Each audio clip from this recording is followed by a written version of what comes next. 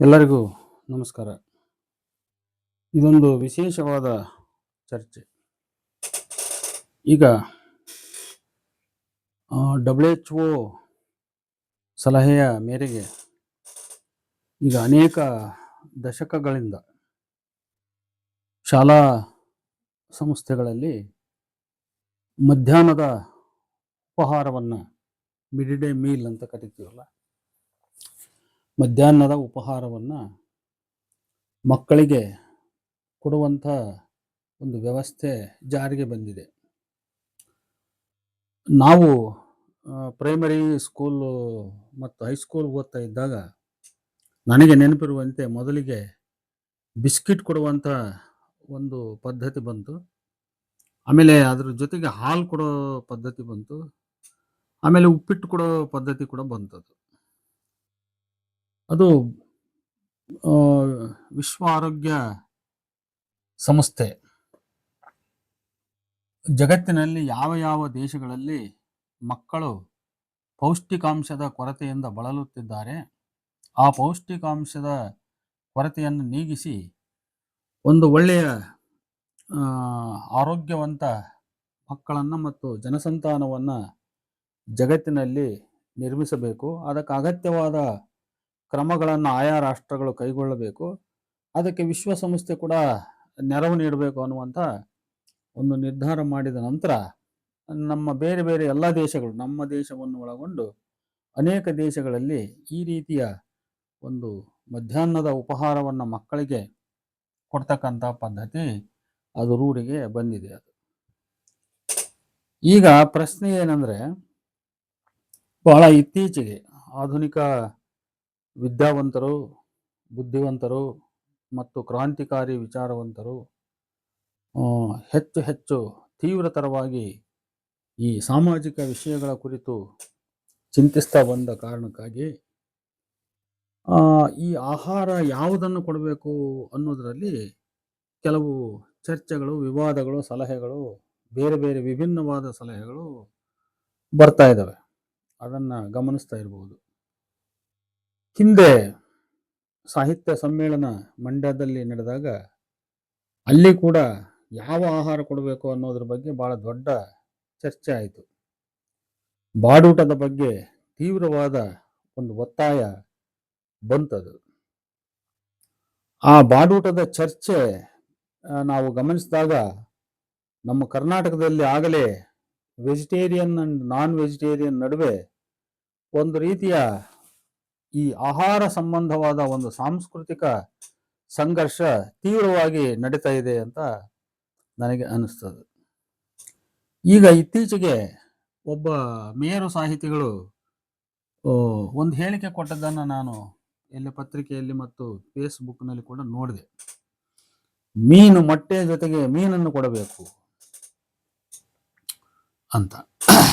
ಅದಾದ ಮೇಲೆ ಅವರು ಒಂದು ದಲಿತ ಸಾಹಿತ್ಯ ಸಮ್ಮೇಳನದಲ್ಲಿ ಭಾಗವಹಿಸಿ ಅಲ್ಲಿ ಪ್ರಶಸ್ತಿಗಳಲ್ಲಿ ಕೂಡ ಒಂದು ಮೀಸಲಾತಿಯನ್ನು ಜಾರಿಗೆ ತರಬೇಕು, ಮತ್ತು ಅಕಾಡೆಮಿ ಮತ್ತು ಪ್ರಾಧಿಕಾರ ಮತ್ತು ಪರಿಷತ್ತು ಇಂಥ ಕಡೆಯಲ್ಲೆಲ್ಲ ದಲಿತರಿಗೆ ಇಂತಿಷ್ಟು ಮೀಸಲಾತಿ ಇರಬೇಕು ಅನ್ನುವಂಥ ಒಂದು ಒತ್ತಾಸೆಯನ್ನು ಕೂಡ ಅವರು ಮುಂದಿಟ್ಟಿದ್ದಾರೆ. ಅದನ್ನು ಬಹಳಷ್ಟು ಜನ ಕೆಲವರು ಸ್ವಾಗತಿಸಿದ್ದಾರೆ, ಕೆಲವರು ನೇರ ಟೀಕೆ ಮಾಡೋಕ್ಕಾಗದೇ ಇದ್ದರೂ ಪರೋಕ್ಷವಾಗಿ ಟೀಕೆ ಮಾಡಿದ್ದಾರೆ. ಆ ವಿಚಾರದ ಬಗ್ಗೆ ನಾನು ನನ್ನದೇ ಆದ ಕೆಲವು ಆಲೋಚನೆಗಳನ್ನು ನಾನು ಮಾಡಿಕೊಂಡೆ. ಈಗ ಮೊದಲಿಗೆ ನಾನು ಈ ಆಹಾರದ ಪ್ರಶ್ನೆಯನ್ನು ನಾನು ಇಲ್ಲಿ ಚರ್ಚೆ ಮಾಡಲಿಕ್ಕೆ ಬಯಸ್ತೇನೆ. ಸಾಧ್ಯವಾದರೆ ಎರಡನೇ ವಿಷಯ ಈ ವಿಡಿಯೋದಲ್ಲಿ ಪ್ರಸ್ತಾಪ ಮಾಡಬಹುದು, ಇಲ್ಲದ್ರೆ ಬಿಡ್ಬೋದು. ನೋಡಿ, ಮೊದಲನೇದಾಗಿ ಆಹಾರ, ಅದು ಸಸ್ಯಾಹಾರ ಇರಲಿ ಮಾಂಸಾಹಾರ ಇರಲಿ, ಎಲ್ಲದೂ ಆಹಾರವೇ. ಆಹಾರವನ್ನು ನಾವು ಗೌರವಿಸೋಣ. ಅನ್ನವೇ ಬ್ರಹ್ಮ. ಆಮೇಲೆ ಮನುಷ್ಯರ ಚರಿತೆಯಲ್ಲಿ ನಾವೆಲ್ಲ ಗೆಡ್ಡೆ ಗೆಣಸು ಮಾಂಸ ತಿನ್ನದೆ ಯಾರೂ ಈ ನಾಗರಿಕಾವಸ್ಥೆಗೆ ಬಂದಿಲ್ಲ. ಎಲ್ಲರೂ ಕೂಡ ಆದಿಯಲ್ಲಿ ಮಾಂಸಾಹಾರ ತಿಂದವರು, ಗೆಡ್ಡೆ ಗೆಣಸು ತಿಂದವರು, ಮರವಾಸಿಗಳು, ಗುಹೆವಾಸಿಗಳು, ನಗ್ನವಾಗಿದ್ದವರು, ಮರದ ತೊಗಟೆಯನ್ನು ಹುಡುಗಿಯನ್ನು ಹುಟ್ಟವರು, ಆಮೇಲೆ ಪ್ರಾಣಿಗಳ ತೊಗಲನ್ನು ಹುಟ್ಟವರು, ಅರೆನಗ್ನ ಸ್ಥಿತಿಯಲ್ಲಿ ಜೀವನವನ್ನು ಕಳೆದವರು. ಇದು ನಮ್ಮ ಪ್ರಾಚೀನ ಅನಾಗರಿಕ ಮನುಷ್ಯನ ಒಂದು ಇತಿಹಾಸ ಇದೆ. ಅವರೆಲ್ಲರೂ ನಮಗೆ ಪೂರ್ವಜರು. ಆ ಪೂರ್ವಜರ ಬದುಕಿನ ಹಂತವನ್ನು ದಾಟಿ, ಅಂದರೆ ಬಾರ್ಬರಿಸಮ್ ಅಂತ ಏನು ಕರಿತೀವಲ್ಲ, ಕಿರಾತಾವಸ್ಥೆ ಅಂತ ಕರೀತಾನೆ LH ಮಾರ್ಗನ್. ಅದನ್ನು ಕಿರಾತಾವಸ್ಥೆ ಅಂತ ಕರೀತಾನೆ. ಆಮೇಲೆ ಅನಾಗರಿಕಾವಸ್ಥೆ ಅಂತ ಕರೀತಾನೆ. ಆಮೇಲೆ ನಾಗರಿಕಾವಸ್ಥೆ ಅಂತ ಕರೀತಾನೆ. ಹಿಂಗೆ ಅವನು LH ಮಾರ್ಗನ್ ಸಮಾಜದ ವಿಕಾಸವನ್ನು 3 ಹಂತಗಳಲ್ಲಿ, 3 ಪರಿಭಾಷೆಗಳಲ್ಲಿ ಗುರುತಿಸ್ತಾನೆ: ಕಿರಾತಾವಸ್ಥೆ, ಅನಾಗರಿಕಾವಸ್ಥೆ ಮತ್ತು ನಾಗರಿಕಾವಸ್ಥೆ. ನಾವು ಕಿರಾತಾವಸ್ಥೆ ದಾಟಿ ಎಲ್ಲ ಲಕ್ಷೋಪಲಕ್ಷ ವರ್ಷಗಳು ಕಳೆದಿದ್ದಾವೆ. ಅನಾಗರಿಕಾವಸ್ಥೆಯನ್ನು ದಾಟಿ ಕೂಡ ಸುಮಾರು 50-60 ಸಾವಿರ ವರ್ಷಗಳು ಕಳೆದಿರಬಹುದು. ಮತ್ತೆ ನಾಗರಿಕಾವಸ್ಥೆಗೆ ಬಂದು ಕನಿಷ್ಠ ಒಂದು 20,000 ವರ್ಷ ಅಂತೂ ಆಗಿದೆ. ಒಂದು ಅಂದಾಜು, ಸುಮ್ಮನೆ ನಾನು ಹೇಳ್ತಾ ಇರ್ಬೋದು, ನಿಖರವಾಗಿ ಅಂತಲ್ಲ, ಕನಿಷ್ಠ ಒಂದು 15-20 ವರ್ಷ ನಾವು ನಾಗರಿಕಾವಸ್ಥೆಗೆ ಬಂದು ಇದೆಲ್ಲ ಆಗಿದೆ. ಈ ನಡುವೆ ಅಂದ್ರೆ ಮನುಷ್ಯ ಹಿಂಗೆ ಕಿರಾತಾವಸ್ಥೆಯಿಂದ ನಾಗರಿಕಾವಸ್ಥೆಗೆ ಬರುವ ಈ ಹಂತಗಳಲ್ಲಿ, ಮಜಲುಗಳಲ್ಲಿ ಮನುಷ್ಯನ ಸಂಸ್ಕೃತಿ ವಿಭಿನ್ನವಾದ ಧಾರೆಗಳನ್ನು ಅದು ನಿರ್ಮಿಸಿಕೊಂಡಿದೆ. ಭಾಷೆಯಲ್ಲಿ ಬಹುತ್ವವನ್ನು ನಿರ್ಮಿಸಿಕೊಂಡಿದೆ, ಉಡುಗೆ ತೊಡುಗೆಯಲ್ಲಿ ಬಹುತ್ವವನ್ನು ನಿರ್ಮಿಸಿಕೊಂಡಿದೆ, ದೈವದ ಆಚರಣೆಗಳಲ್ಲಿ ಬಹುತ್ವವನ್ನು ನಿರ್ಮಿಸಿಕೊಂಡಿದೆ. ಅದೇ ರೀತಿ ಆಹಾರದಲ್ಲೂ ಕೂಡ, ಉಡುಗೆ ತೊಡುಗೆ ಆಹಾರ ಎಲ್ಲದರಲ್ಲೂ ಕೂಡ ಅದು ಬಹುತ್ವವನ್ನು ನಿರ್ಮಿಸಿಕೊಂಡಿದೆ. ಆಮೇಲೆ ಬಹಳ ಮುಖ್ಯವಾದ ಒಂದು ಘಟ್ಟ ಯಾವುದು ಮನುಷ್ಯನಿಗೆ ಅಂತ ಹೇಳಿದ್ರೆ, ಈ ಸಾಂಸ್ಥಿಕ ಧರ್ಮ ಮತ್ತು ಧರ್ಮೀಕರಣದ ಹಂತ ಐತಲ್ಲ, ಇದು ಬಹಳ ಮುಖ್ಯವಾದ ಮಜಲನ್ನ ಈ ನಾಗರಿಕ ಇತಿಹಾಸಕ್ಕೆ ಅದು ತಂದುಕೊಟ್ಟಿದೆ ಅಂತ ನಾನು ಅಂದ್ಕೊಂಡಿದ್ದೇನೆ. ಯಾಕಂತ ಹೇಳಿದ್ರೆ, ಮನುಷ್ಯರ ಆಹಾರ ಪಾನೀಯ ಇವುಗಳ ಮೇಲೆ ನೀತಿ ನಿರ್ಬಂಧಗಳನ್ನ, ಅಂದ್ರೆ ಟಾಬೂಗಳನ್ನ ಹೇರಿರ್ತಕ್ಕಂಥದ್ದು ಈ ಹಂತದಲ್ಲಿ. ಆ ಮೊದಲು ಇಲ್ಲದಂತ ನೀತಿ ನಿಷೇಧಗಳು ಈ ನಾಗರಿಕಾವಸ್ಥೆಗೆ ಬಂದ ಮೇಲೆ, ಈ ಸಾಂಸ್ಥಿಕ ಧರ್ಮಗಳು ಹುಟ್ಟಿದ ಮೇಲೆ, ಮನುಷ್ಯ ಈ ಧರ್ಮೀಕರಣಕ್ಕೆ ಒಳಗಾದ ಮೇಲೆ ಇವು ಹುಟ್ಟುತ್ತಾ ಬಂದವು. ಹಂಗಾಗಿ ಇವತ್ತು ನಾವೇನಿದ್ದೀವಿ, ನಮ್ಮ ಬೇರುಗಳು ಎಲ್ಲಾದ್ರೂ ಇರ್ಬೋದು. ಅದು ಮಾಂಸಾಹಾರದಲ್ಲಿರ್ಬೋದು, ಇನ್ನೊಂದು ಬೇರೆ ಯಾವುದೋ ಧರ್ಮದಲ್ಲಿರ್ಬೋದು, ಏನೇ ಇರ್ಬೋದು. ಆದ್ರೆ ವರ್ತಮಾನ ಕಾಲದಲ್ಲಿ ಸಮಾಜವು ಒಡೆದು ತನ್ನದೇ ಆದ ಸಾಂಸ್ಕೃತಿಕ ಗೋಡೆಗಳನ್ನ, ಅದು ಎಲ್ಲ ರೀತಿಯ ಗೋಡೆಗಳನ್ನ ಕಟ್ಟಿಕೊಂಡು ಇವತ್ತು ವಿಘಟಿತವಾಗಿ ನಿಂತಿರುವಾಗ, ಸಂಘಟಿತ ಅಲ್ಲ, ಇದು ವಿಘಟಿತವಾಗಿ ನಿಂತಿರುವಾಗ. ಯಾಕಂದ್ರೆ ಒಂದೊಂದು ಧರ್ಮ ಸಂಸ್ಕೃತಿ ಬೇರೆ ಬೇರೆ, ಭಾಷೆ ಒಂದಿರ್ಬೋದು. ಈಗ ಕನ್ನಡ ಭಾಷೆ ಅಂದ ತಕ್ಷಣ ಕರ್ನಾಟಕದ ಕನ್ನಡಿಗರಲ್ಲಿ ಅನೇಕ ಧಾರ್ಮಿಕ ಸಾಂಸ್ಕೃತಿಕ ಲೋಕಗಳು ಇದಾವೆ ಅನ್ನೋದನ್ನ ನಾವು ಮರಿಬಾರದು. ಈ ಒಳಗಿನ ಈ ಸಾಂಸ್ಕೃತಿಕ ಒಳಗೋಡೆಗಳು ಏನದವಲ್ಲ, ಈ ಸಾಂಸ್ಕೃತಿಕ ಒಳಗೋಡೆಗಳೊಳಗೆ ವಿಭಿನ್ನವಾದ ಆಹಾರ ಪಾನೀಯ ಪದ್ಧತಿಗಳು ಇವೆಲ್ಲವೂ ಇವೆ. ಈಗ ಹೀಗಿರುವಾಗ, ಅಂದ್ರೆ ಸಮಸ್ಯೆ ಹೀಗಿರುವಾಗ, ನಾವೆಲ್ಲರ ಅಕ್ಕಪಕ್ಕ ನಾವು ಬದುಕ್ತಾ ಇದ್ದೇವೆ. ಹಳೆಯ ಹಳ್ಳಿಗಳ ವ್ಯವಸ್ಥೆ ಅದು ಬೇರೆ ತರ ಇತ್ತು. ಅದು ಈಗಲೂ ಕೂಡ ಅದ್ರ ಸ್ಟ್ರಕ್ಚರ್ ಹಳ್ಳಿಗಳಲ್ಲಿ ನೋಡ್ಬೋದು. ಅಲ್ಲಿ ಹೆಂಗಿದೆ ಅಂದ್ರೆ, ಒಂದ್ ಕಡೆ ಸವರ್ಣೀಯ ಜನ, ಇನ್ನೊಂದ್ ಕಡೆ ಅವರ್ಣೀಯ ಜನ, ಒಂದ್ ಕಡೆ ಸಸ್ಯಾಹಾರಿಗಳು, ಇನ್ನೊಂದ್ ಕಡೆ ಮಾಂಸಾಹಾರಿಗಳು. ಈ ರೀತಿ ಒಂದು ವ್ಯವಸ್ಥೆ ಹಳ್ಳಿಗಳಲ್ಲಿ ಈಗಲೂ ಕೂಡ, ಅದು ಹಿಂದೆ ಏನು ನಿರ್ಮಾಣ ಆಗಿತ್ತು ಅದು ಹಂಗೆ ಉಳ್ಕೊಂಡು ಹಂಗೆ ಇದೆ. ಈಗ ಅದು ಸ್ವಲ್ಪ ಸಮ್ಮಿಶ್ರ ಆಗ್ತಾ ಇದೆ. ಊರುಗಳು ವಿಸ್ತಾರ ಆದಂತೆ, ಹೊಸ ಹೊಸ ಕಾಲೋನಿಗಳು ಹುಟ್ಟಿದಂತೆ, ಅಲ್ಲಿ ಅಕ್ಕಪಕ್ಕನೆ ಸಸ್ಯಾಹಾರಿಗಳು, ಮಾಂಸಾಹಾರಿಗಳು, ಅವರ್ಣೀಯರು, ಸವರ್ಣೀಯರು ಹಿಂಗೆ ಜೊತೆಗೆ ಬದುಕ್ತಕ್ಕಂಥ ಒಂದು ನಾಗರಿಕ ವ್ಯವಸ್ಥೆ ಇವತ್ತು ಬಂದಿದೆ. ಈಗ ಪ್ರಶ್ನೆ ಯಾವುದು ಅಂತ ಹೇಳಿದ್ರೆ, ಸಾರ್ವಜನಿಕ ಕ್ಷೇತ್ರಗಳಲ್ಲಿ, ಸಾರ್ವಜನಿಕ ಸಂಸ್ಥೆಗಳಲ್ಲಿ ಯಾವ ಆಹಾರವನ್ನ ಪ್ರಿಫರಬ್ಲಿ ನಾವು ಎಲ್ಲ ಜನ ಸಮುದಾಯಕ್ಕೆ ಕೊಡಬಹುದು, ಯಾವುದು ಅದು ಎಲ್ಲರಿಗೂ ಒಪ್ಪಿತವಾದ್ದು ಅಂತ ಅನಿಸಬಹುದು ಅಂತ. ಇಲ್ಲಿ ಬಹಳ ಜನ ಮಾಂಸಾಹಾರಿಗಳು ಒಂದು ತಕರಾರು ತೆಗೆದು ಬಿಡ್ಬೋದು, ಸ್ವೀಕಾರಾರ್ಹ ಹೆಂಗಂತೀರಿ, ಅದು ಇದು ಹೆಂಗಂತೀರಿ ಅಂತಂದು. ಆಯ್ತಾ? ಇಲ್ಲಿ ಒಂದು ಸೂಕ್ಷ್ಮವಾಗಿ ಬಹಳ ಸಮಾಧಾನದಿಂದ ಆಲೋಚನೆಯನ್ನ ಮಾಡಬೇಕು. ನಾನು ಕೆಲವು ವಿಚಾರಗಳನ್ನ ಬಹಳ ಸ್ಪಷ್ಟವಾಗಿ ಹೇಳಲಿಕ್ಕೆ ಬಯಸ್ತೇನೆ. ಈಗ ವರ್ತಮಾನ ಕಾಲದ ಸಮಾಜ, ನಾನು ಹಿಂದೆ ಹೇಳಿದೆ, ಹಿಂದೆ ಯಾವ್ಯಾವುದೋ ಕಿರಾತಾವಸ್ಥೆಯಲ್ಲಿ ಯಾರ್ಯಾರು ಯಾವ್ಯಾವ ಆಹಾರ ತಿಂದ್ರೆ ಗೊತ್ತಿಲ್ಲ, ಅದೆಲ್ಲ ಲಕ್ಷ ವರ್ಷದ ಹಿಂದಿನ ಮಾತು. ಈ ವರ್ತಮಾನ ಕಾಲದ ಮಾತು, ಇವತ್ತಿನ ಒಂದು ವಿಷಯವನ್ನ ನಾವು ಗಣನೆಗೆ ತೆಗೆದುಕೊಂಡು ಮಾತಾಡುವುದಾದ್ರೆ, ನೋಡ್ರಿ, ಶುದ್ಧ ಹಾರಿಗಳ ಒಂದು ಪ್ರಪಂಚ ಒಂದ್ ಕಡೆ ಇದೆ, ಇನ್ನೊಂದು ಶುದ್ಧ ಮಾಂಸಾಹಾರಿಗಳ ಪ್ರಪಂಚ ಐತಿ ಅಂತ ಅನ್ಕೊಳ್ಳೋಣ. ಇನ್ನ ಕೆಲವರು ಸಮ್ಮಿಶ್ರ ಆಹಾರ ಪದ್ಧತಿಯವರು ಬಹಳ ಮಟ್ಟಿಗೆ ಇವರು ಬಹುಮತೀಯರು ಅಂತ ಇರ್ಬೋದು. ಇವರು ಬಹು ಮಿಶ್ರ ಆಹಾರ ಅಂದ್ರೆ ಸಸ್ಯಾಹಾರ ಮತ್ತು ಮಾಂಸಾಹಾರ ಎರಡನ್ನೂ ಬಳಸ್ತಕ್ಕಂಥ ಜನ ಬಹುಸಂಖ್ಯಾತರು ಇರಬಹುದು. ಇದು ಆಮೇಲೆ ಈ ಸಸ್ಯಾಹಾರಿಗಳಲ್ಲಿ ಕೆಲವರು ಏನೋ ಪ್ರಾಸಂಗಿಕವಾಗಿ ಮಾಂಸಾಹಾರವನ್ನ ರೂಢಿಸಿಕೊಂಡ, ಎಲ್ಲೋ ಹೊರಗಡೆ ತಿಂದು ಬರ್ತಕ್ಕಂಥ ಅಥವಾ ಯಾವುದೋ ಸಭೆ ಸಮಾರಂಭಗಳಲ್ಲಿ ತಿಂತಕ್ಕಂಥ ಅಥವಾ ಸ್ನೇಹಿತರ ಮನೆಗಳಲ್ಲಿ ಹೋಗಿ ಊಟ ಮಾಡ್ತಕ್ಕಂಥ ಇಂಥ ಕೆಲವರು ಅಡ್ಡ ಪದ್ಧತಿಗಳನ್ನ ರೂಢಿಸಿಕೊಂಡಂಥವ್ರು ಇರಬಹುದು, ಅದು ಬೇರೆ ವಿಚಾರ. ಆದ್ರೆ ಒಂದ್ ಕಡೆ ಸಸ್ಯಾಹಾರದ ಲೋಕ ಇದೆ, ಇನ್ನೊಂದು ಕಡೆ ಮಾಂಸಾಹಾರದ ಲೋಕ ಮತ್ತು ಸಮ್ಮಿಶ್ರ ಆಹಾರದ ಪದ್ಧತಿಯ ಲೋಕ ಇದೆ. ಈ ಮೂರು ಲೋಕದ ಆಹಾರ ಪದ್ಧತಿಗಳನ್ನ ನಾವು ಅಬ್ಸರ್ವ್ ಮಾಡಿದಾಗ ಒಂದು ಅಂಶ ನಮಗೆ ಸ್ಪಷ್ಟವಾಗಿ ಬರ್ತದೆ. ಏನಂತ ಹೇಳಿದ್ರೆ, ಸಸ್ಯಾಹಾರಿಗಳಾದವರು ಕೆಲವರು ಅಡ್ಡನಡತೆಗಳವರನ್ನ ಬಿಟ್ಟು, ನಾನು ಹೇಳ್ತಾ ಇರೋದು ಅಡ್ಡನಡತೆಗಳವರನ್ನ ಬಿಟ್ಟು ಶುದ್ಧ ಸಸ್ಯಾಹಾರಕ್ಕೆ ಮೀಸಲಾದಂತ ಜನ, ಅವರು ಮಾಂಸಾಹಾರವನ್ನ ಯಾವ ಕಾರಣಕ್ಕೂ ಇಷ್ಟಪಡುವುದಿಲ್ಲ. ಇಂಥದ್ದೊಂದು ವರ್ಗ ಇದೆ. ಇದು ಒಂದು ಆಹಾರ ಪದ್ಧತಿ. ಇನ್ನೊಂದು ಸಮ್ಮಿಶ್ರ ಆಹಾರ ಪದ್ಧತಿ, ಅವರು ಎರಡನ್ನೂ ಇಷ್ಟಪಡ್ತಾರೆ. ಅವರು ಸಸ್ಯಾಹಾರನು ಮಾಡ್ತಾರೆ, ಮಾಂಸಾಹಾರನು ಮಾಡ್ತಾರೆ. ಇನ್ನೊಂದು ಮಾಂಸಾಹಾರಿಗಳು ಅಂತ ಏನ್ ಹೇಳ್ತೀವಿ, ಅಲ್ಲಿ ಬಹುಶಃ ನನಗೆ ಅನ್ಸೋ ಪ್ರಕಾರ ಪೂರ್ಣ ಪ್ರಮಾಣದ ಮಾಂಸವನ್ನೇ ತಿಂದು ಬದುಕ್ತಕ್ಕಂಥವ್ರು ಇಲ್ಲ. ಮಾಂಸಾಹಾರ ಅವರಲ್ಲಿ 90% ಇದ್ರು, ರೂಢಿಯಲ್ಲಿದ್ರು ಕೂಡ ಅವರು ವಿರಳವಾಗಿ ಆದರೂ ಅಥವಾ ಜೊತೆಗೆ ಆ ಒಂದು ದಿನದ ಆಹಾರದಲ್ಲಿ ಒಂದು ಮಾಂಸಾಹಾರ ಇನ್ನೊಂದು ಸಸ್ಯಾಹಾರ ಅಂತಲ್ಲ, ಅಥವಾ ಪಾರ್ಶಿಯಲಿ ಒಂದೇ ಊಟದಲ್ಲಿ ಸಸ್ಯ ಮತ್ತು ಮಾಂಸ ಎರಡನ್ನೂ ತೆಗೆದುಕೊಳ್ತಕ್ಕಂಥ ಪದ್ಧತಿ ಅವರಲ್ಲಿ ಇರಬಹುದು. ಈ ಮೂರು ಪ್ರಸಂಗಗಳನ್ನು ಗಮನಿಸಿದಾಗ ನಮಗೆ ಕಾಣಬರುವಂತ ಒಂದು ಸತ್ಯಾಂಶ ಏನು ಅಂತ ಹೇಳಿದ್ರೆ, ಈ ಮೂರು ವರ್ಗದಲ್ಲೂ ಸಸ್ಯಾಹಾರ ಸಾಮಾನ್ಯವಾಗಿ ಬಳಕೆಯಲ್ಲಿದೆ. ಸಸ್ಯಾಹಾರಿಗಳಲ್ಲಿ ಮಾಂಸಾಹಾರ ಯಾವ ಕಾರಣಕ್ಕೂ ಅದು ಬಳಕೆ ಆಗುವುದಿಲ್ಲ, ಅದು ನಿಷಿದ್ಧ ಅಂತ ಒಂದು ಗೊತ್ತಾಯ್ತು. ಅಂದ್ರೆ ಇದರ ಅರ್ಥ ಏನಂದ್ರೆ, ಶುದ್ಧ ಮಾಂಸಾಹಾರಿಗಳು ಅಂತ ಭಾವಿಸಿಕೊಂಡವರಿಗೂ, ಮಿಶ್ರಾಹಾರಿಗಳು ಅಂತ ಭಾವಿಸಿಕೊಂಡವರಿಗೂ ಮತ್ತು ಸಸ್ಯಾಹಾರಿಗಳು ಅಂತ ಭಾವಿಸಿಕೊಂಡವರಿಗೂ, ಈ ಮೂರು ವರ್ಗಗಳಿಗೂ ಸಾಮಾನ್ಯವಾದ ಆಹಾರ, ಎಲ್ಲರೂ ಸಾಮಾನ್ಯವಾಗಿ ಸೇವಿಸ್ತಕ್ಕಂಥ ಆಹಾರ ಅಂದ್ರೆ ಅದು ಸಸ್ಯಾಹಾರ. ಇದು ಕರ್ನಾಟಕದ ಮಟ್ಟಿಗಂತೂ ಇದು ನಿಜ. ಇನ್ನು ಭಾರತದ ಬೇರೆ ಬೇರೆ ರಾಜ್ಯಗಳಲ್ಲಿ ಕೂಡ ಇಂಥದೇ ಪ್ರಸಂಗ ಇದೆ, ಇಲ್ಲ ಅಂತ ಹೇಳಲ್ಲ. ಗೊತ್ತಾಯ್ತಾ? ಕೆಲವು ರಾಜ್ಯಗಳು ಹೆಂಗಿದಾವಂದ್ರೆ ಅಲ್ಲಿ ಮಾಂಸಾಹಾರಿಗಳ ಸಂಖ್ಯೆ ಜಾಸ್ತಿ ಇರ್ತತಿ, ಕೆಲವು ರಾಜ್ಯಗಳಲ್ಲಿ ಸಸ್ಯಾಹಾರಿಗಳ ಸಂಖ್ಯೆ ಜಾಸ್ತಿ ಇರ್ತತಿ, ಹಿಂಗಿರ್ತತಿ.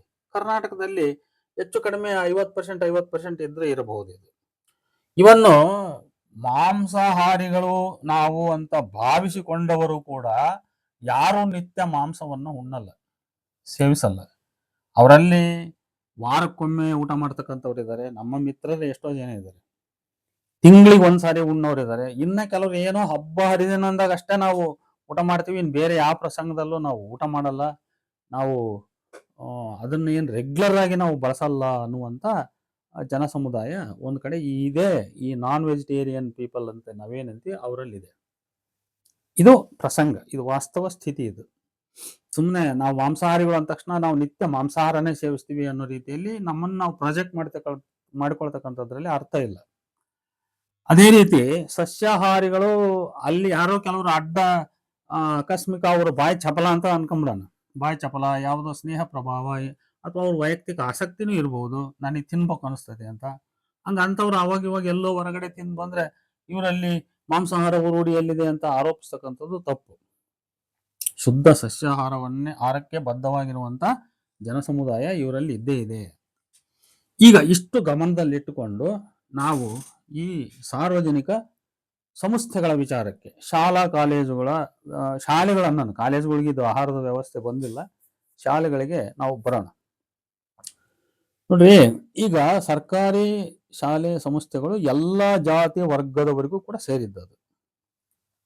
ಅಲ್ಲಿ ಎಲ್ಲ ಆಹಾರ ಪಾನೀಯ ಪದ್ಧತಿಯ ಜನರ ಮಕ್ಕಳು ಕೂಡ ಅಲ್ಲಿ ಬರ್ತಾರೆ.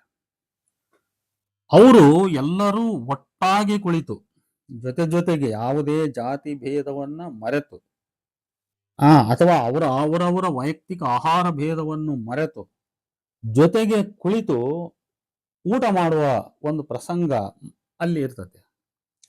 ಆಮೇಲೆ ಅಲ್ಲಿ ಅಡಿಗೆ ಮಾಡುವವರು ಮತ್ತು ಅದನ್ನು ಬಡಿಸುವವರು, ಬಹುಶಃ ಅಡಿಗೆ ಮಾಡುವವರು ಅವರು ಯಾರೋ ಅಂಗನವಾಡಿಯವರು ಅಥವಾ ಅದಕ್ಕೋಸ್ಕರ ಮಧ್ಯಾಹ್ನದ ಬಿಸಿ ಊಟಕ್ಕೆ ಒಂದು ಸಿಬ್ಬಂದಿಯನ್ನು ನೇಮಕ ಮಾಡ್ಕೊಂಡಿದ್ದಾರೆ. ಅದರಲ್ಲಿ ವೆಜಿಟೇರಿಯನ್, ನಾನ್ ವೆಜಿಟೇರಿಯನ್ ಸಿಸ್ಟಮ್ ಎರಡೂ ಮಾಡ್ತಕ್ಕಂಥವ್ರು ಅದರೇ ಅಂತ ನನಗೆ ಡೌಟ್. ಅವರು ಆಹಾರ ತಯಾರು ಮಾಡುವವರು, ಅಡಿಗೆ ಮಾಡುವವರು ಅಂತ ಏನು ಕರಿತೀವಲ್ಲ, ಭಟ್ರು ಅವರು ಒಂದು. ಇನ್ನೊಂದು, ಅದನ್ನ ಮ್ಯಾನೇಜ್ ಮಾಡಿ ನೀಡಿಸ್ತಾ ಇದಾರಲ್ಲ ಅವ್ರು ಮೇಷ್ಟ್ರುಗಳವರು. ಒಂದು ಸ್ಕೂಲಲ್ಲಿ ವೆಜಿಟೇರಿಯನ್ ಮೇಷ್ಟ್ರುಗಳು ಮತ್ತು ನಾನ್ ವೆಜಿಟೇರಿಯನ್ ಮೇಷ್ಟ್ರುಗಳು ಎಲ್ಲರೂ ಮಿಕ್ಸ್ ಆಗಿ ಇರಬಹುದಿಲ್ಲ ಅಂತಲ್ಲ. ಹಿಂಗೆಲ್ಲ ಇದ್ದಾಗ್ಯೂ ಕೂಡ ಅಲ್ಲಿ ಮಕ್ಕಳನ್ನ ಒಟ್ಟಾಗಿ ಕೂಡಿಸಿ ಮಕ್ಕಳಿಗೆ ಎಲ್ಲ ಆಹಾರವನ್ನ ಬಡಿಸ್ತಕ್ಕಂಥ ಒಂದು ವಿಚಾರ ಬಂದಾಗ ಅಲ್ಲಿ ನೋಡ್ರಿ, ಒಬ್ಬನಿಗೆ ಮಾಂಸ, ಇನ್ನೊಬ್ಬನಿಗೆ ಸಸ್ಯಾಹಾರ, ಈ ರೀತಿ ಮಾಡ್ತಕ್ಕಂಥದ್ದು ಇದು ಅಪೇಕ್ಷಣೀಯವಾದ ಸಂಗತಿ ಅಂತ ಅನ್ಸಲ್ಲ. ನಮಗೆ ಆಹಾರದ ಬಗ್ಗೆ ಯಾವುದೇ ವಿರೋಧ ಇಲ್ಲ. ಅವರವರ ಆಹಾರ ಅವರಿಗೆ, ಅವರವರ ಅದು ಫುಡ್ ಕಲ್ಚರ್ ಅವರವರ ಹುಟ್ಟಿನಿಂದ ಬಂದಿರ್ತೈತಿ. ಅದರಲ್ಲಿ ಮೇಲು ಅಂತಕ್ಕಂಥದ್ದಿಲ್ಲ, ಕೀಳು ಅಂತಕ್ಕಂಥದ್ದಿಲ್ಲ. ಮಾಂಸಾಹಾರಿಗಳಿಗೆ ಮಾಂಸಾಹಾರವೇ ಶ್ರೇಷ್ಠ, ಸಸ್ಯಾಹಾರಿಗಳಿಗೆ ಸಸ್ಯಾಹಾರವೇ ಶ್ರೇಷ್ಠ. ಕ್ವಶ್ಚನ್ ಅದಲ್ಲ. ಕ್ವಶ್ಚನ್ ಏನಪ್ಪ ಅಂದ್ರೆ, ಇಬ್ಬರು ಕುಳಿತು ಸಹಭೋಜನ ಮಾಡುವಾಗ ಅಲ್ಲಿ ಒಬ್ಬನದು ಒಂದು ಆಹಾರ, ಇನ್ನೊಬ್ಬನದು ಇನ್ನೊಂದು ಆಹಾರ ಆದಾಗ ಹಿಂಗ್ ನಡಿಬಹುದಾ ಅಂತ ಪ್ರಶ್ನೆ ಅಷ್ಟೆ. ಯಾಕೆ ನಡಿಬಾರದ್ರಿ? ಈಗ ನಾನ್ ವೆಜ್ ಹೋಟ್ಲ್ ಎರಡಿರ್ತಾವ, ಅಲ್ಲಿ ಹೋಗಿರ್ತಾರೆ, ಒಂದು ಟೇಬಲ್ ಕುಂತಾಗ ಎದುರಿಗೆ ಒಬ್ಬ ಕೋಳಿ ತಿಂತಾನ, ನಾನು ವೆಜಿಟೇರಿಯನ್ ಊಟ ನಾರ್ತ್ ಇಂಡಿಯನ್ ಫುಡ್ ತಿಂತೀನಿ, ನನ್ನ ಆಹಾರ ನನ್ನ ತಟ್ಟೆಗೆ ಇರ್ತೈತಿ, ಅವನ ಆಹಾರ ಅವನ ತಟ್ಟೆಗೆ ಇರ್ತೈತಿ, ಸಮಸ್ಯೆ ಯಾಕೆ? ಈ ಪ್ರಶ್ನೆ ಹೇಳ್ಬೋದು, ಸರಿ. ಆದರೆ ಇದು ಈ ಮಕ್ಕಳು, ಪ್ರೈಮರಿ ಮಕ್ಕಳು, ಹೈಸ್ಕೂಲ್ ಮಕ್ಕಳು, ಈ ಮಕ್ಕಳಲ್ಲಿ ಮತ್ತು ಆ ಮಕ್ಕಳನ್ನು ಕಳಿಸಿರ್ತಕ್ಕಂಥ ಪೇರೆಂಟ್ಸ್ ಇರ್ತಾರಲ್ಲ, ಅವರೆಲ್ಲರೂ ಸಂಪೂರ್ಣ ಉದಾರವಾದಿಗಳು.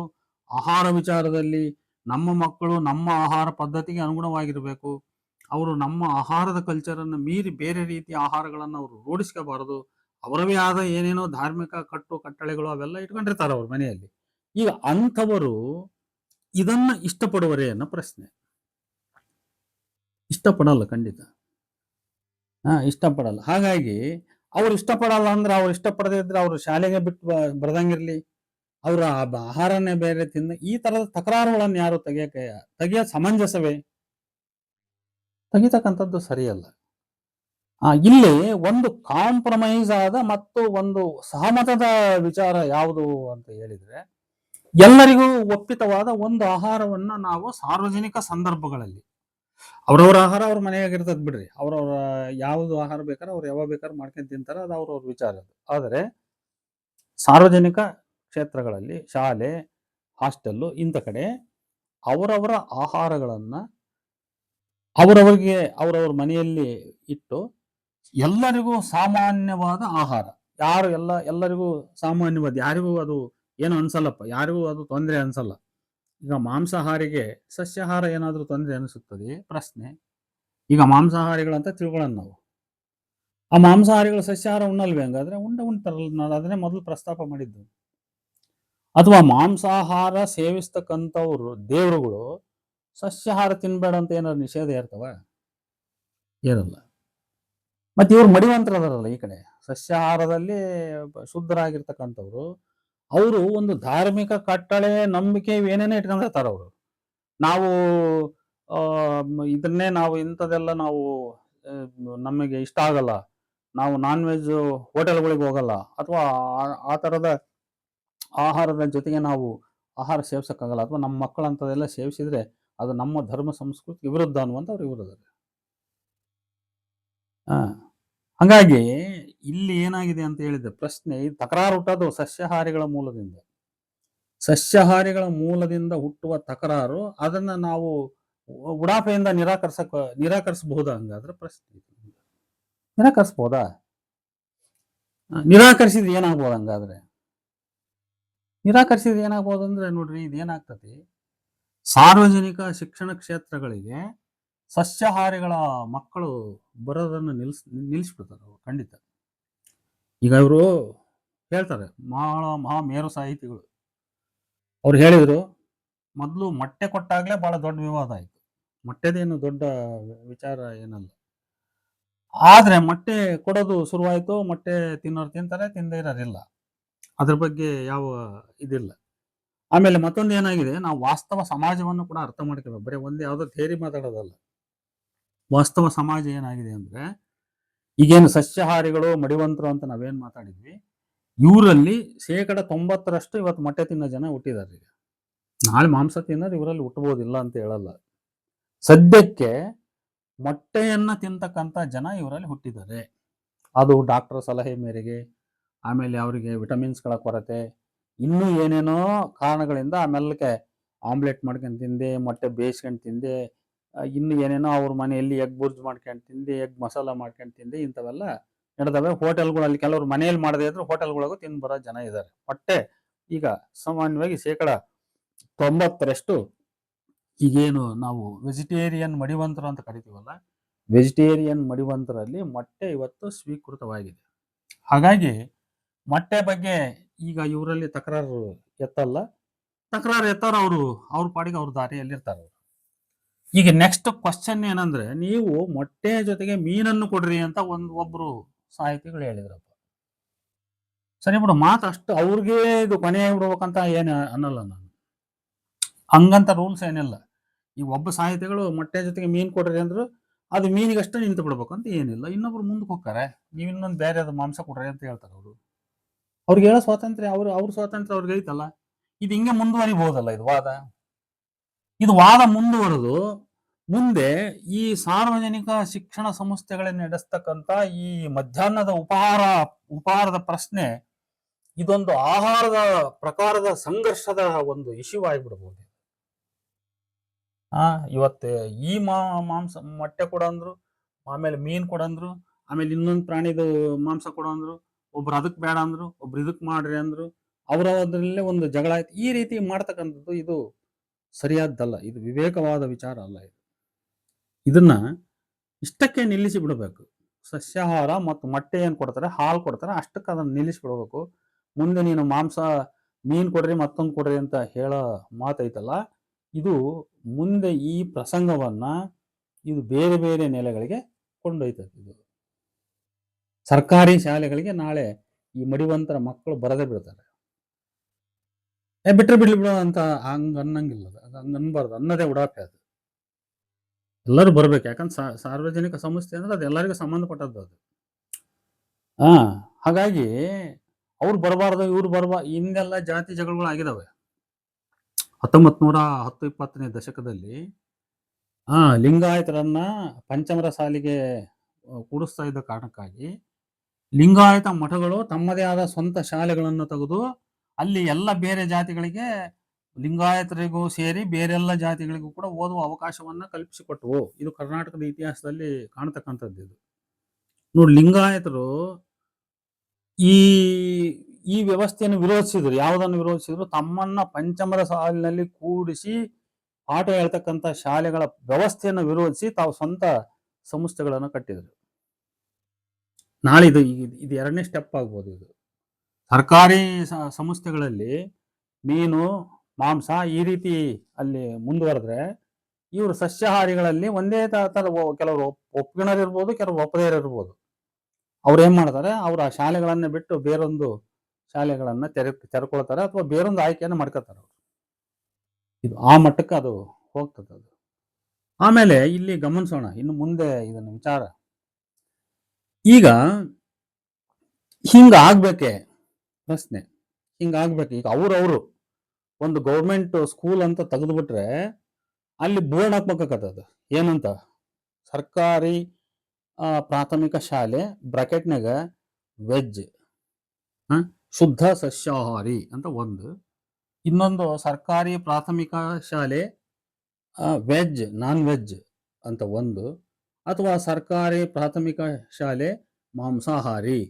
ಹಿಂಗ ಆಹಾರದ ಬೇಸ್ ಮೇಲೆ ಸರ್ಕಾರದ ಶಾಲೆಗಳನ್ನ ತೆಗೆದ್ಬಿಟ್ಟು ಅಲ್ಲಲ್ಲಿ ಯಾವ್ಯಾವ ಆಹಾರ ಯಾರ್ಯಾರಿಗೆ ಇಷ್ಟವೋ ಅಲ್ಲಲ್ಲಿ ಹೋಗಿ ಸೇರ್ಕೊಳ್ರಿ ಅಂತ ಇಂಥದ್ದೊಂದು ವ್ಯವಸ್ಥೆ ನಾವು ನಿರ್ಮಾಣ ಮಾಡುವ ಪ್ರಸಂಗ ಬರಬಹುದೇ? ಅಥವಾ ಅಂಥ ಒಂದು ಪ್ರಸಂಗವನ್ನ ನಾವು ಸೃಷ್ಟಿ ಮಾಡ್ತಕ್ಕಂಥದ್ದು ಸರಿಯೇ?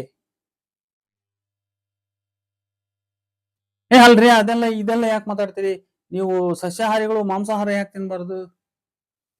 ಹಂಗ ಆಗ್ರಹ ಮಾಡಕ್ ನೀನ್ ಯಾರಪ್ಪ ಹಂಗಾದ್ರೆ? ಸಸ್ಯಾಹಾರಿಗಳಿಗೆ ನೀನು ಮಾಂಸಾಹಾರ ತಿನ್ನು ಅಂತ ಆಗ್ರಹಿಸುವ ಹಕ್ಕು ನಿನಗಿಲ್ಲ. ಅದೇ ರೀತಿ ಸಸ್ಯಾಹಾರಿಗಳು ನೀನು ಮಾಂಸಾಹಾರ ತಿನ್ನಬೇಡ ಅಂತ ಆಗ್ರಹಿಸುವ ಹಕ್ಕು ಅವರಿಗೂ ಇಲ್ಲ. ಅವರವರ ಆಹಾರ ಅವರಿಗೆ. ಇಲ್ಲಿ ಕ್ವಶನ್ ಏನಂದ್ರೆ, ಸಾರ್ವಜನಿಕವಾಗಿ ನಾವೆಲ್ಲರೂ ಒಟ್ಟಿಗೆ ಸೇರಿದಾಗ ಯಾರಿಗೂ ಏನು ಅನ್ನಿಸದಂತೆ ಎಲ್ಲರೂ ಪ್ರೀತಿಯಿಂದ ನಮ್ಮ ಆಹಾರದ ಒಳಭೇದಗಳನ್ನ ನಮ್ಮ ಒಳಗೆ ಇಟ್ಕೊಂಡು ಎಲ್ಲರೂ ಸಾಮಾನ್ಯವಾಗಿ ಯಾವ ಭೇದವ ಕಾಣದಂತೆ ನಾವು ಉಂಡು ಬರ್ತಕ್ಕಂಥ ಪದ್ಧತಿ ಯಾವುದು ಅಂತ ಅಷ್ಟು ಯೋಚನೆ ಮಾಡ್ಬೇಕು ನಾವು. ಆದ್ರಿಂದ ಇಲ್ಲಿ ಸಾರ್ವಜನಿಕ ಕ್ಷೇತ್ರಗಳಲ್ಲಿ ಕರ್ನಾಟಕದ ಮಟ್ಟಿಗೆ ಮತ್ತು ನಮ್ಮ ದೇಶದಲ್ಲಿ ಯಾವುದಾದ್ರೂ ರಾಜ್ಯದಲ್ಲಿ ಸಸ್ಯಾಹಾರ ಪ್ರಧಾನವಾಗಿ ಅಥವಾ ಅರ್ಧಕ್ಕರ್ಧ ಜನ ಸಸ್ಯಾಹಾರಿಗಳದಾರೆ ಅಂತ ಅಂದ್ರೆ ಅಂಥ ರಾಜ್ಯಗಳಲ್ಲಿ ಸಸ್ಯಾಹಾರ ಎಲ್ಲರಿಗೂ ಸ್ವೀಕೃತ ಆಗ್ತದೆ ಹೊರತು ಮಾಂಸಾಹಾರ ಎಲ್ಲರಿಗೂ ಸ್ವೀಕೃತ ಆಗಲ್ಲ. ಇದು ಅವ್ರು ಬೇಜಾರು ಮಾಡ್ಕೊಂಡ್ರು ಚಿಂತಿಲ್ಲ, ಈ ಮಾತು ಸತ್ಯ ಇದು. ಯಾಕಂದ್ರೆ ಮಾಂಸಾಹಾರಿಗಳು ನಿತ್ಯ ಮಾಂಸ ಸೇವಿಸಲ್ಲ, ಅವ್ರು ಸಸ್ಯಾಹಾರ ಉಂಡೇ ಉಂಟಾರೆ. ಆಮೇಲೆ ಅವರಿಗೆ ಮಾಂಸಾಹಾರಿಗಳಿಗೆ ಸಸ್ಯಾಹಾರ ನಿಷಿದ್ಧವೇನಲ್ಲ. ನಿಷಿದ್ಧ ಅಂತ ಯಾರಾದ್ರೂ ಹೇಳಿ ಬೇಕಾರೆ, ನಾವು ಮಾಂಸಾಹಾರಿಗಳಪ್ಪ ನಮ್ಗೆ ಸಸ್ಯಾಹಾರ ನಿಷಿದ್ಧ ಅಂತ ಯಾರಾದ್ರೂ ಹೇಳಿ ನೋಡೋಣ. ಇಲ್ಲ. ಆಮೇಲೆ ಸಮ್ಮಿಶ್ರ ಆಹಾರ ಪದ್ಧತಿಯಲ್ಲಿ ಮಾಂಸನೂ ತಿಂತಾರೆ, ಸಸ್ಯನೂ ತಿಂತಾರೆ. ಕ್ವಶನ್ ಬರೋದು ಯಾರಿಂದ? ಸಸ್ಯಾಹಾರಿಗಳಿಂದ. ಸಸ್ಯಾಹಾರಿಗಳು ಮಾಂಸಾಹಾರ ತಿನ್ನಲ್ಲ, ಪ್ರಶ್ನೆ ಬರೋದು ಅವರಿಂದ. ಹಾಗಾಗಿ ಈ ಆಹಾರದ ವಿಚಾರವನ್ನು ಸಾರ್ವಜನಿಕ ಸಂಸ್ಥೆಗಳಲ್ಲಿ ಯಾವ ಆಹಾರ ಎಲ್ಲರಿಗೂ ಸ್ವೀಕೃತ ಅನ್ನೋದನ್ನ ನಾವು ಈ ಸಸ್ಯಾಹಾರಿಗಳನ್ನ ನೋಡಿ ನಾವು ನಿರ್ಣಯ ಮಾಡ್ಬೇಕಾಗ್ತದೆ, ಆಯ್ತಾ? ಆದ್ರಿಂದ ಇದು ಈ ರೀತಿ ದೊಡ್ಡ ದೊಡ್ಡ ಬುದ್ಧಿವಂತರು, ಸಾಹಿತಿಗಳು ಇಂಥ ಸುಮ್ಮನೆ ವಿವಾದದ ವಿಚಾರಗಳನ್ನ ಮಾತಾಡ್ತಕ್ಕಂಥದ್ದು, ಅಭಿಪ್ರಾಯಗಳನ್ನ ನೀಡ್ತಕ್ಕಂಥದ್ದು ಸಮಂಜಸವೇ? ನಾಳೆ ಇದು ಇಂಥ ಭೇದಕ್ಕೆ ನಮ್ಮನ್ನು ಕೊಂಡೊಯ್ಯಲ್ವೇ? ಯಾವ ಭೇದ ಆಗ್ಲಿ ಹೇಳಿನಲ್ಲ, ಸರ್ಕಾರಿ ಪ್ರಾಥಮಿಕ ಶಾಲೆ ಬ್ರಾಕೆಟ್ನಾಗೆ ಶುದ್ಧ ಸಸ್ಯಾಹಾರಿ, ಇನ್ನೊಂದು ಮಾಂಸಾಹಾರಿ, ಇನ್ನೊಂದು ವೆಜ್ ಅಂಡ್ ನಾನ್ ವೆಜ್ ಅಂತ ಹೋಟೆಲ್ಗಳಿಗೆ ಹಾಕಿರ್ತಾರಲ್ಲ, ಹಂಗ ಹಾಕ್ಬೇಕಾಗ್ತದೆ ಪ್ರಸಂಗ. ಇದು ತಪ್ಪು. ಇದರಿಂದ ಏನಾಗ್ತದೆ ಅಂದ್ರೆ ಸರ್ಕಾರಿ ಶಾಲೆಗಳಿಗೆ ಇವತ್ತು ಮಕ್ಕಳು ಬರೋದೇ ಕಷ್ಟ. ಅಂಥದ್ರಲ್ಲಿ ಇಂಥದ್ದೊಂದು ಆಹಾರ ಭೇದದ ಒಂದು ಪಾಯಿಂಟ್ ಅನ್ನು ಇಟ್ಟು ಇವರು ಹಿಂಗ್ ಮಾತಾಡ್ಕೊಂತ ಹೋದ್ರೆ ನಾಳೆ ಮಕ್ಕಳು ಬರ್ತಕ್ಕಂಥದ್ದು ಹಿನ್ನಡೆ ಆಗ್ತದೆ, ಇನ್ನಷ್ಟು ಹಿನ್ನಡೆ ಆಗ್ತದೆ.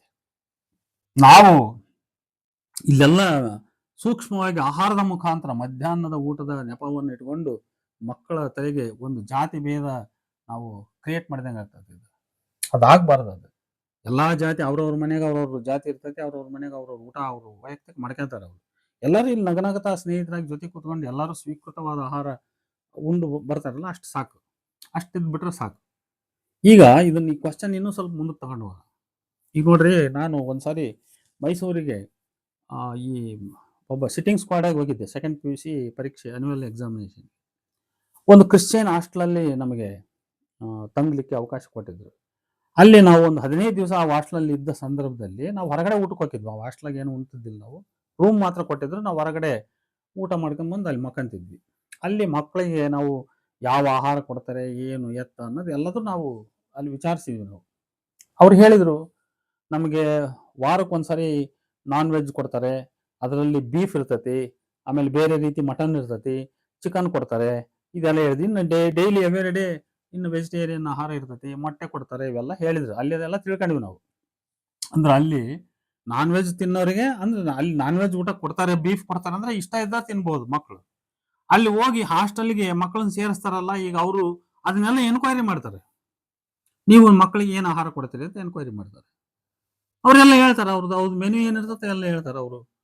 ನಾವು ನೋಡ್ರಿ ಹಿಂಗೆ ವೆಜಿಟೇರಿಯನ್, ಇಷ್ಟು ತಿಂಡಿ ಕೊಡ್ತೀವಿ, ಇಷ್ಟು ಊಟ ಕೊಡ್ತೀವಿ, ಇಷ್ಟು ಮೊಟ್ಟೆ ಕೊಡ್ತೀವಿ, ಇಂತಿಂಥ ಮಾಂಸ ಕೊಡ್ತೀವಿ, ಇಂತಿಂಥದ್ದೆಲ್ಲ ಕೊಡ್ತೀವಿ. ಆವಾಗ ಇವರು ಇಷ್ಟ ಆದವ್ರು ಸೇರ್ಕೊತಾರೆ, ಬೇಡಾದವ್ರು ಬಿಡ್ತಾರೆ.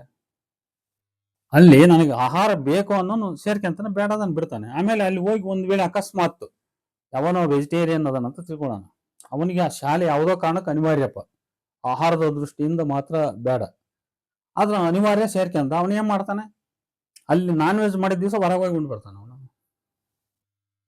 ಅಥವಾ ತನಗೆ ಸಾಧ್ಯವಾದ್ರೆ ಅದನ್ನು ರೂಢಿಸ್ಕೊಂತಾನೆ. ಇದು ನಡೀತಕ್ಕಂಥದ್ದು. ಇಲ್ಲಿ ಯಾರೇ ರೂಲ್ಸ್ ಮಾಡಿ ಅಥವಾ ಇನ್ನೊಂದು ನೀತಿ ಮಾಡಿ ಅಥವಾ ಒಂದು ವ್ಯವಸ್ಥೆನೆ ಕ್ರಿಯೇಟ್ ಮಾಡಿ ಬೇರೊಬ್ಬರನ್ನ ಅಲ್ಲಿ ಬೆಂಡ್ ಮಾಡ್ತಕ್ಕಂಥದ್ದು, ಅಥವಾ ಬೇರೆ ಯಾರೋ ಒಬ್ಬರನ್ನ ವಿರೋಧಿಸಕ್ಕೋಸ್ಕರ ಇಂಥ ವಿಚಾರಗಳನ್ನ ಮಾತಾಡ್ತಕ್ಕಂಥ ಇದು ಸರಿಯಾದ್ದಲ್ಲ. ಇದು ಅದರಿಂದ ಇದು ಮೊದಲನೇದು ನೋಡ್ರಿ, ಈ ರೀತಿ ಅದು ಯಾವುದೇ ಇರಲಿ, ಈ ಸಾಹಿತ್ಯ ಸಮ್ಮೇಳನದಾಗ ಕೂಡ ಇಂಥದೇ ಗೊಂದಲ ಗಲಾಟೆ ಎಲ್ಲ ಆಯ್ತು. ಇದನ್ನ ಬಹಳ ಸಮಾಧಾನದಿಂದ ಅರ್ಥ ಮಾಡ್ಕೊಳ್ತಕ್ಕಂಥ ವ್ಯವಧಾನ ಬಹಳ ಜನ ತೋರಿಸಲ್ಲ. ಎಲ್ಲರೂ ಸ್ವಲ್ಪ ಕ್ಯಾಸ್ಟ್ ಮೈಂಡೆಡ್ ಆಗಿ ಮತ್ತು ಅವರವರ ಆಹಾರವನ್ನು ಅವರು ಸಮರ್ಥಿಸೋ ರೀತಿಯಲ್ಲಿ ಅವರು ಮಾತಾಡೋದೇ ಜಾಸ್ತಿ. ಅವರು ಕೂಡ ಸ್ವಯಂ ಸಸ್ಯಾಹಾರನೇ ಉಣ್ತಿರ್ತಾರೆ, ಯಾವತ್ತೋ ಒಂದಿನ ಮಾಂಸಾಹಾರ ಉಣ್ತಾರೆ. ಆದ್ರೆ ಅವ್ರು 100ಕ್ಕೆ 100 100% ನಾನ್ ವೆಜಿಟೇರಿಯನ್ ಅನ್ನ ಗುರುತಿಸ್ಕೊಂಡಿರ್ತಾರೆ. ಅವರು ಹಂಗಂತ ಗುರುತಿಸ್ಕೊಂಡು ಹಂಗೆ ಅವರು ತಮ್ಮನ್ನು ಪ್ರಾಜೆಕ್ಟ್ ಮಾಡಿ ಅವರು ಒಂದು ರೀತಿಯ ಅಪವಾದಗಳನ್ನು ಅವರು ಮುಂದಿಡ್ತಾರೆ. ಈ ಅಪವಾದದಿಂದ ಯಾವುದೇ ಸಮಾಜಕ್ಕೆ ಒಳ್ಳೆಯದಾಗಲ್ಲ. ಅಪವಾದದಿಂದ ಸೊಸೈಟಿಗೆ ಯಾವುದು ಒಳ್ಳೆಯದಾಗಲ್ಲ. ಅದರಿಂದ ಇದು ಸರಿಯಾದ ರೀತಿಯಲ್ಲಿ ಥಿಂಕ್ ಮಾಡ್ಬೇಕು ಎಲ್ಲರೂ. ನಾನು ಆಹಾರ ಗೌರವಿಸ್ತೇನೆ. ಈ ನನ್ನ ಮಾತನ್ನ ನಾನು ಕನ್ಕ್ಲೂಡ್ ಮಾಡ್ತೀನಿ. ನಾನು ಎಲ್ಲ ಆಹಾರವನ್ನು ಗೌರವಿಸ್ತೇನೆ. ನಾನು ಒಬ್ಬ ವೆಜಿಟೇರಿಯನ್ ಆದರೂ ಕೂಡ ನಾನು ನಾನ್ ವೆಜ್ ತಿನ್ನೋರನ್ನ ನಾನು ಹೀಗಳೆಯಲ್ಲ. ಅವರವ್ರ ಇಷ್ಟ, ಅವರವ್ರು ಊಟ ಮಾಡ್ತಾರೆ. ನಾನು ನಾನ್ ವೆಜಿಟೇರಿಯನ್ ತಿನ್ನೋರ ಜೊತೆಗೂ ಇದ್ದೀನಿ. ಒಂದು ಹಾಸ್ಟೆಲಲ್ಲಿ ಅವರು ತಿನ್ನೋರು ಮಾಡ್ಕೊಂಡು ನಾವು ಇನ್ನೊಂದು ಕಡೆಗೆ ನಮ್ಮ ಆಹಾರ, ನಮ್ಮ ಚಪಾತಿ ಪಲ್ಯ ನಾವು ಮಾಡ್ಕೊಂಡು ಉಂಡಿದ್ವಿ. ಅದೆಲ್ಲ ನನಗೆ ಅನುಭವ ಇದೆ. ಆದ್ರಿಂದ ನಾನು ನಾನ್ ವೆಜಿಟೇರಿಯನ್ ಮನೆಗೆ ಹೋದಾಗ ಅವ್ರ ಮನೇಲಿ ಊಟ ಮಾಡಿ ಬಂದ್ರು ಪಕ್ಕಕ್ಕ ನಾನ್ ವೆಜಿಟೇರಿಯನ್ ಉಂಡ್ರು ನಾನು ನನ್ನದೇ ಆದ ಆಹಾರ ಉಂಡು ನಾನು ಬಂದಿದ್ದೀನಿ. ನಾನ್ ವೆಜಿಟೇರಿಯನ್ ಆಹಾರ ನಾನು ಉಂಡು ಬಂದಿದ್ದೀನಿ. ಹಾಗಾಗಿ ನನಗೆ ಆಹಾರ ಭೇದದ ಬಗ್ಗೆ ಯಾವುದೇ ಮೇಲು ಕೀಳು ಅನ್ನುವ ಭಾವನೆ ನನಗಿಲ್ಲ. ನಾನ್ ವೆಜಿಟೇರಿಯನ್ ಇರಲಿ, ವೆಜಿಟೇರಿಯನ್ ಇರಲಿ, ಎಲ್ಲರೂ ಸಮಾನರು. ಅವರವರ ಆಹಾರ ಸಂಸ್ಕೃತಿ ಅವರ ಹಿಂದೆ ಬಂದದ್ದು ಅದು. ಈಗ ನಾನು ಆಗ್ಲೇ ಹೇಳಿದೆ, ಯಾವತ್ತು ಈ ಸಾಂಸ್ಥಿಕ ಧರ್ಮಗಳು ಹುಟ್ಟಿದ್ವು ಆವಾಗ ಟಾಬುಗಳು ಸೃಷ್ಟಿಯಾದವು. ಅದು ಯಾರೋ ಒಬ್ರಿಬ್ರು ನೀವು ಮಾಡಿದ್ದಲ್ಲ, ನಮ್ಮ ಹಿರಿಯರು ಮಾಡಿದ್ದದು. ಹೌದಾ? ಆ ಹಿರಿಯರು ಮಾಡಿದ ವ್ಯವಸ್ಥೆಯಲ್ಲಿ ನಾವು ಹಲವಾರು 100 ವರ್ಷ 1000 ವರ್ಷ ಬದುಕೊಂಡು ಬಂದಿರೋದ್ರಿಂದ ಒಬ್ಬೊಬ್ರಿಗೂ ಅದು ಒಂದು ಆಹಾರದ ಬಗ್ಗೆ ಒಂದು ಇನ್ಬಿಲ್ಟ್ ಕ್ಯಾರೆಕ್ಟರ್ ಆಗಿ ಬಂದಿರ್ತದೆ. ಅದು ಕೆಲವರಿಗೆ ಅದು ಸಹಿಸಕ್ ಆಗಕ್ಕಿಲ್ಲ, ಅದನ್ನ ನೋಡಕ್ ಆಗಕ್ಕಿಲ್ಲ, ಇಂಥವೆಲ್ಲ ಇರ್ತವೆ. ಆದ್ರಿಂದ ಇಲ್ಲಿ ಒಂದು ಸಹನೀಯವಾದ ಒಂದು ವ್ಯವಸ್ಥೆಯ ಬಗ್ಗೆ ನಾವು ಯೋಚನೆ ಮಾಡ್ಬೇಕ ಹೊರತು ಅದು ಮೇಲು ಇದು ಕೀಳು ಅನ್ನೋ ಪ್ರಶ್ನೆ ಅಲ್ಲ ಇದು. ಅದು ಮೇಲು ಇದು ಕೀಳು ಅನ್ನೋ ಪ್ರಶ್ನೆ ಅಲ್ಲ. ಅಥವಾ ಹೋಗಿ ವೆಜ್ ಊಟ ಮಾಡೋರು ನಾನ್ ವೆಜ್ ಯಾರು ಉಣ್ಣಲ್ಲ ಅವ್ರ ಬಾಯಕ್ ಹೋಗಿ ನಾನು ನಾನ್ ವೆಜ್ ಊಟ ತುರುಕ್ತೀನಿ ಅಂತ ಅನ್ನೋ ಮಟ್ಟಕ್ಕೆ ಯೋಚನೆ ಮಾಡ್ತಕ್ಕಂಥದ್ದು ಐತಲ್ಲ, ಅದು ಒಂಥರ ಸ್ಯಾಡಿಸ್ಟ್ ಆಲೋಚನೆ ಅಂತ ಅನಿಸ್ತದೆ. ಅದು ಆ ರೀತಿ ಅಲ್ಲ. ಇಲ್ಲಿ ಎಲ್ಲರಿಗೂ ಕೂಡ ಸಹನೀಯವಾಗಿ ಬದುಕ್ತಕ್ಕಂಥ, ಸೌಹಾರ್ದದಿಂದ ಬದುಕ್ತಕ್ಕಂಥ, ಯಾರು ಯಾರ ಬಗ್ಗೆಯೂ ಅಸಭ್ಯ ಭಾವನೆಗಳನ್ನು ಹೊಂದದಂತಹ, ಎಲ್ಲರೂ ಸೋದರತ್ವದಿಂದ ಇರುವಂತಹ ಒಂದು ವಾತಾವರಣವನ್ನು ನಾವು ಉಳಿಸ್ಕೊಂಡು ಹೋಗೋದ್ರ ಕಡೆ ಯೋಚನೆ ಮಾಡಬೇಕ ಹೊರತು ಏನೇನೋ ನಮ್ಮ ಪ್ರತಿಷ್ಠೆ ಇನ್ನೊಂದು ಯಾವುದೋ ಮಾತಾಡೋದ ಅಲ್ಲ. ಆದ್ರಿಂದ ನನಗೆ ವೈಯಕ್ತಿಕ ಅನಿಸ್ತಕ್ಕಂಥದ್ದು, ಮೊಟ್ಟೆ ಕೊಡ್ರಿ, ಆಮೇಲೆ ಮೀನು ಕೊಡ್ರಿ, ಆಮೇಲೆ ಇನ್ನೊಂದು ಪ್ರಾಣಿ ಮಾಂಸ ಕೊಡ್ರಿ ಅನ್ನೋ ಸಲಹೆ ಬೇರೆ ಯಾರಾದ್ರೂ ಮಾಡ್ಬೋದು. ಯಾಕಂದ್ರೆ ಇವ್ರ ಮಾತಿಗೆ ಅಷ್ಟೇ ಕೊನೆ ಆಗ್ಬೇಕಂತ ಏನಿಲ್ಲ ಅದು. ಆಮೇಲೆ ಅದು ಮುಂದೆ ಏನಾಗ್ಬೋದು, ಮುಂದೆ ಅಲ್ಲಿಗೆ ಹೋಗ್ಬೋದು. ಅದು ಶಾಲಾ ಕಾಲೇಜುಗಳಿಗೆ ಬೋರ್ಡ್ ಹಾಕ್ಬೇಕಾಗತ್ತೆ, ಒಂದು ಸಸ್ಯಾಹಾರ ಒಂದು ಮಾಂಸಾಹಾರ ಅಂತ ಹೇಳ್ಬಿಟ್ಟು. ಆಮೇಲೆ ಸರ್ಕಾರಿ ಶಾಲೆಗಳಿಗೆ ಮೊದಲೇ ಮಕ್ಕಳು ಬರ್ತಾ ಇಲ್ಲ, ಅದರಲ್ಲಿ ಮತ್ತೆ ಈ ರೀತಿ ಮಾಡಿದ್ರೆ ಅವಾಗ ಶಾಲೆಗೆ ಕಳ್ಸೋರು ತಮ್ಮ ಮಕ್ಕಳನ್ನು ಕಳ್ಸೋದು ನಿಲ್ಲಿಸ್ತಾರೆ. ಇದರಿಂದ ಸರ್ಕಾರ ಸಂಸ್ಥೆಗಳಿಗೆ ಏನು ಒಳ್ಳೇದಾಗಲ್ಲ. ಅದರಿಂದ ಸರ್ಕಾರದ ಸಂಸ್ಥೆಗಳು ಬೆಳಿಬೇಕು, ಒಂದನೇದು. ಎರಡನೇದಾಗಿ ನಮ್ಮಲ್ಲಿ ಕೇವಲ ಆಹಾರದ ಕಾರಣದಿಂದ ಒಬ್ಬರೊಬ್ರು ಮಕ್ಕಳ ಮನಸ್ಸುಗಳಲ್ಲಿ ಭೇದಗಳ ಸೃಷ್ಟಿಯಾಗಬಾರದು. ಅವರವರ ಆಹಾರದ ಪಾವಿತ್ರ್ಯತೆ ಅವ್ರಿಗೆ ಉಳ್ಕೊಂಡಿರ್ಬೇಕದು. ಇದೆಲ್ಲವನ್ನ ಗಮನದಲ್ಲಿ ಇಟ್ಕೊಂಡು ಒಂದು ಸಲಹೆಯನ್ನು ಮಾತಾಡ್ಬೇಕು ವಿನಃ ಸುಮ್ಮನೆ ನಾನೇನು ಯಾರೋ ಪುಟ ಚಪ್ಪಾಳೆ ತಟ್ಸ್ಕೊಳಕೋ ಮತ್ತೊಂದಕ್ಕೋ ನಾವು ಮಾತಾಡ್ತಕ್ಕಂಥದ್ದು ಸರಿಯಲ್ಲ. ಆದ್ರಿಂದ ಇದನ್ನ ಸ್ಪಷ್ಟವಾಗಿ ಹೇಳೋದಾದ್ರೆ, ಈ ರೀತಿ ಮೀನು ಕೊಡ್ರಿ ಮತ್ತೊಂದು ಕೊಡ್ರಿ ಅನ್ನುವಂಥ ಸಲಹೆಗಳು ಇವು ಸ್ವಾಗತಾರ್ಹ ಸಲಹೆಗಳಲ್ಲ. ಇದನ್ನ ನಾನು ಬಹಳ ಅಂಥ ಸಾಹಿತಿಗಳ ಬಗ್ಗೆ ನನಗೆ ವೈಯಕ್ತಿಕ ಗೌರವ ಇದ್ರೂ ಕೂಡ ಇಂಥ ಸಲಹೆಗಳು ಸರಿಯಲ್ಲ ಅಂತ ನಾನು ಹೇಳ್ತೀನಿ. ಇವು ಸ್ವಾಗತಾರ್ಹ ಸಲಹೆಗಳಲ್ಲ, ಇಂಥ ಸಲಹೆಗಳು ಅಪೇಕ್ಷಣೀಯವಲ್ಲ. ಇಂಥ ವ್ಯವಸ್ಥೆ ಅದು ಬರಬಾರ್ದು. ಅದು ಆಯ್ತಾ? ಅವ್ರವ್ರು ಏನ್ ಮಾಡ್ತಾರೆ. ಈಗ ಮೊಟ್ಟೆ ಕೊಡೋದ್ರ ಬಗ್ಗೆ ಗುಲ್ಲಾಯ್ತು. ಆದ್ರೆ ಮೊಟ್ಟೆ ನಾನು ಆಗ್ಲೇ ಹೇಳಿದೆ, ಸಸ್ಯಾಹಾರದಲ್ಲಿ ಆಗ್ಲೇ 90% ಮೊಟ್ಟೆ ತಿನ್ನೋ ಜನ ಇದ್ದಾರೆ. ಅದರಲ್ಲಿ ಕೆಲವರು ತಿಂತಾರೋ ಬಿಡ್ತಾರೋ ಗೊತ್ತಿಲ್ಲ. ಆದ್ರೆ ಏನ್ ಬಲವಂತ ಏನಿಲ್ಲ, ಮೊಟ್ಟೆ ತಿನ್ಬೋದು, ಮೊಟ್ಟೆ ತಿನ್ನದೇ ಇರಬಹುದು. ಇದಕ್ಕೆ ಎಷ್ಟೋ ಮಠಾಧಿಕಾರಿಗಳು ವಿರೋಧಿಸಿದ್ರು, ನೀವು ಮೊಟ್ಟೆ ಕೊಡಬಾರದು ಹಾಗೆ ಹೇಗೆ ಅಂತ ಹೇಳ್ಬಿಟ್ಟು. ತಪ್ಪದು. ಮೊಟ್ಟೆ ಕೊಡ್ತಾ ಇದ್ದಾರೆ. ಮೊಟ್ಟೆನ ಅದು ಒಂದು ವಿಟಮಿನ್ಸ್ ಅಂತ, ಆಮೇಲೆ ಅದನ್ನು ಕೂಡ ವೈಜ್ಞಾನಿಕವಾಗಿ ಸಸ್ಯಾಹಾರ ಅಂತ ಇನ್ನೇನೇನು ಮಾತಾಡ್ತಾರೆ. ಅದೆಲ್ಲ ಬೇಡ. ಸದ್ಯಕ್ಕೆ ಮೊಟ್ಟೆ ಈಗ ಎಲ್ಲರಿಗೂ ಒಂದು ರೀತಿಯಲ್ಲಿ ಕೊನೆ ಪಕ್ಷ 90% ಅದು ಸ್ವೀಕೃತ ಅನ್ನೋಂಗಾಗಿದೆ. ಅಷ್ಟರ ಮೇಲೆ ಈ ಮಧ್ಯಾಹ್ನದ ಊಟದ ಒಂದು ವ್ಯವಸ್ಥೆ ಮುಂದುವರಿಬೇಕು. ಅಲ್ಲೋಗಿ ನೀನು ಆ ಮಾಂಸ ಕೊಡ್ರಿ, ಈ ಮಾಂಸ ಕೊಡ್ರಿ ಅಂತ ಹೇಳ್ತಕ್ಕಂಥ ಸಲಹೆಗಳು ಸ್ವಾಗತಾರ್ಹ ಸಲಹೆಗಳಲ್ಲ. ಇವು ಸಮಾಜದ ಸಾಮರಸ್ಯದ ದೃಷ್ಟಿಯಿಂದ ಒಳ್ಳೆಯ ಸಲಹೆಗಳಲ್ಲ ಅಂತ ಇಷ್ಟು ಹೇಳ್ತಾ, ಇದರಲ್ಲಿ ದಯಮಾಡಿ ಯಾರು ನೀವು ತಪ್ಪು ಭಾವಿಸಬೇಡ್ರಿ. ಸ್ವಲ್ಪ ಸಮಾಧಾನದಿಂದ ಯೋಚನೆ ಮಾಡ್ರಿ ಅಂತ ನಿಮ್ಮಲ್ಲಿ ಹೇಳ್ತಾ, ಇದು ನನ್ನ ವೈಯಕ್ತಿಕ ಅಭಿಪ್ರಾಯ, ನಾನು ವ್ಯಕ್ತಪಡಿಸಿದ್ದೇನೆ. ಇಷ್ಟು ಹೇಳಿ ನನ್ನ ಮಾತುಗಳನ್ನು ಮುಗಿಸ್ತೇನೆ. ನಮಸ್ಕಾರ.